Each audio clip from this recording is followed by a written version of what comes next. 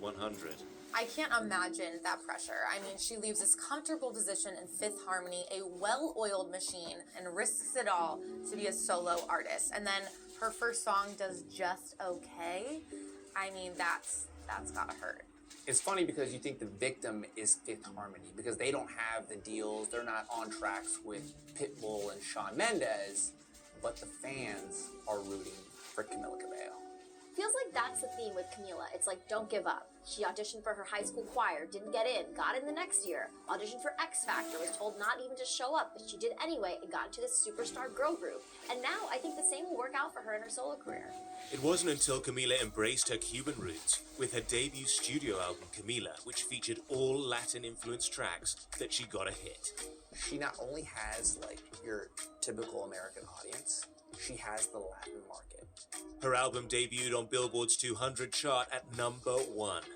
The lead single, Havana, with Young Thug, topped the charts not only in the States, but in the UK and several other countries. We wrote it just to write it, not really thinking that it would even get released. So the fact that it even got picked as a single, and the fact that people like it, thanks, the fact that people like it is really cool. Camila collaborated with Shawn Mendes again, this time still embracing her Latin roots with their hit Señorita.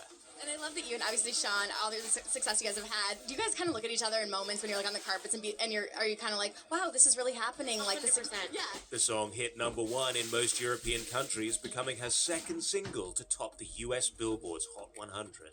Well, he's teaching me guitar, I'm teaching him Spanish. I think it's adorable. I mean, bless his heart, he's trying so hard. He clearly is not great at speaking Spanish. She's a horrible Spanish teacher. You're horrible at Spanish, I'm trying. I think the flirtation with them was there from day one. I think they always had a vibe, they always had a thing. You could see it like really early on with them. But you also have to remember they're young. And young relationships in this industry, I mean, there's a lot of struggle with that.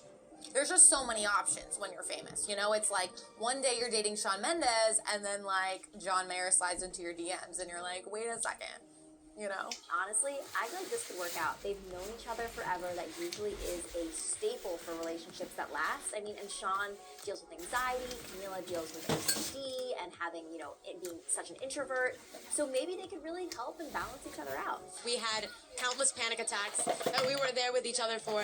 There's been moments where I've been freaking out. He's like, you good? And I'm like, no. And he's like, it's okay, we can do this. We got this together, we're in this together. Yeah. In a 2018 interview, Cabello revealed she suffered from obsessive-compulsive disorder, or OCD. She also admitted exclusively to Hollywire her struggles with being an introvert. I think the biggest challenge for me was probably before